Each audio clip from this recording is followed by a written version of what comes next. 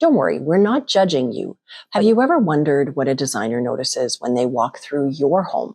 Hi, I'm Krista, a designer, general contractor, and home builder with over 20 years experience. Let's jump right in to the things that designers notice when they might walk through your home. One of the first things we'll notice is how people move through your home. We'll notice things like furniture placement.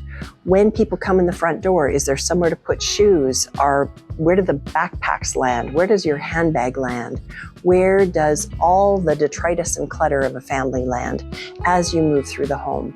And in those movement patterns, are you moving naturally through obvious corridors or gateways, if you like?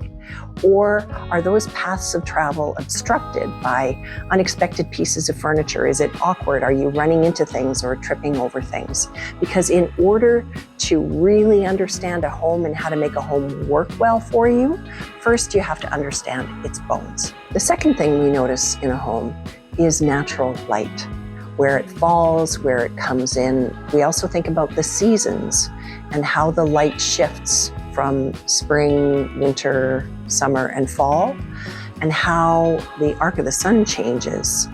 So we'll look at things like skylight placement and window placement, and then we'll also think about how we are relating the people and the furniture inside the home to the natural light locations.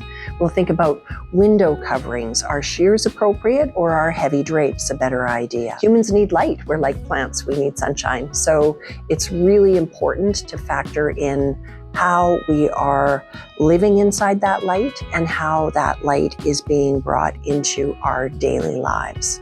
Another thing designers immediately notice are sightlines. Sightlines are what you see when you first come into the home. They might be the first impression of a home from the curb. What are the sightlines when you open the front door? Are you looking immediately at a cluttered counter? Or is your eye drawn to some primary focus point or focal point in the room?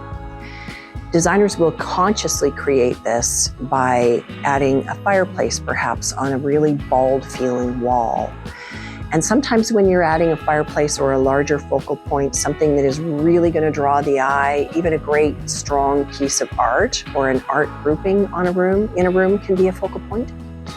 But once you've decided on what your primary focal points are going to be in a space, then what you want to do is allow the other areas, like the furniture around it, to support that focal point and not compete with it. Another pattern we see consistently is scale. People struggle with scale. It's one of the sort of overlooked or misunderstood parts of interior design. Furniture that is too large or, more commonly, too small for a room. Area rugs that float like a tiny little piece of decoration in the middle of the floor, as opposed to filling the floor and filling out even underneath the furniture.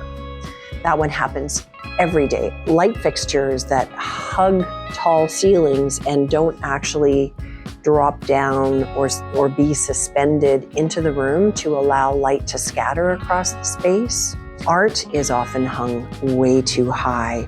So a guideline is to hang art at about 60 inches for the middle of the art piece. It can be anywhere from 54 to 60 inches, depending on the size of the piece and the placement of the piece.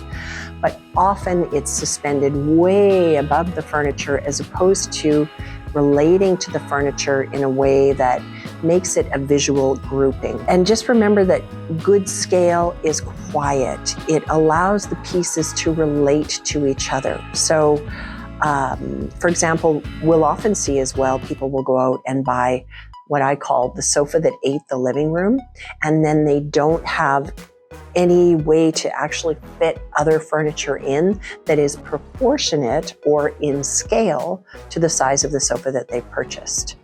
Clutter is another early signal that we notice when we walk in.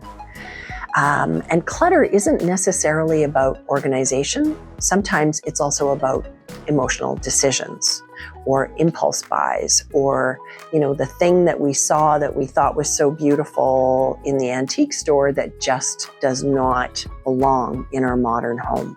Planning will actually help you avoid clutter. It doesn't take away the, day-to-day materials and needs of daily life. When you walk in with the dog leash, you have somewhere to place it, and it's got a home, and it belongs in that home, and that home is easily accessible as a natural part of coming in and out of your home.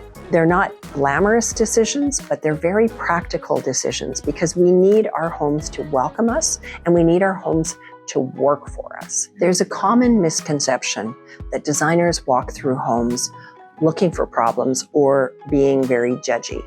And I just want to rest everyone's nerves around that, because we're not actually looking to identify problems or to be critical. What we're doing is looking at spaces to solve the kind of pain points and the things that make you crazy in your home. We're looking also for patterns. We're looking for what works in the home, what doesn't work. How does a family live in the home? Because renovation and design are not just creative decisions, they're sequencing decisions. When a designer first walks in and we do that first walkthrough, I absolutely love it, because I'm thinking about which walls might move, which spaces need to grow because they're functionally not working, which features in the home can become focal points, and if they're not there, where can we create a focal point? Sometimes homeowners will assume that design is strictly about paint finishes and wallpaper and furniture, and that is so far from the truth. We're actually really interior architects who will help to shape the spaces and will move walls in order to solve functional problems. What's interesting about homes is they are incredibly honest. Sometimes I feel like we're all house whisperers. They reveal patterns. They tell us about the occupants. They tell us where people gather. We notice where people land, or where would be a wonderful place for them to be able to pause and have a moment of quiet. Just 10 minutes of careful observation, and we can have a really good conversation about what works or doesn't work in your home. I'm Krista from KHD Homes. We share design, renovation, and new build tips. Follow along. We make homes cozy.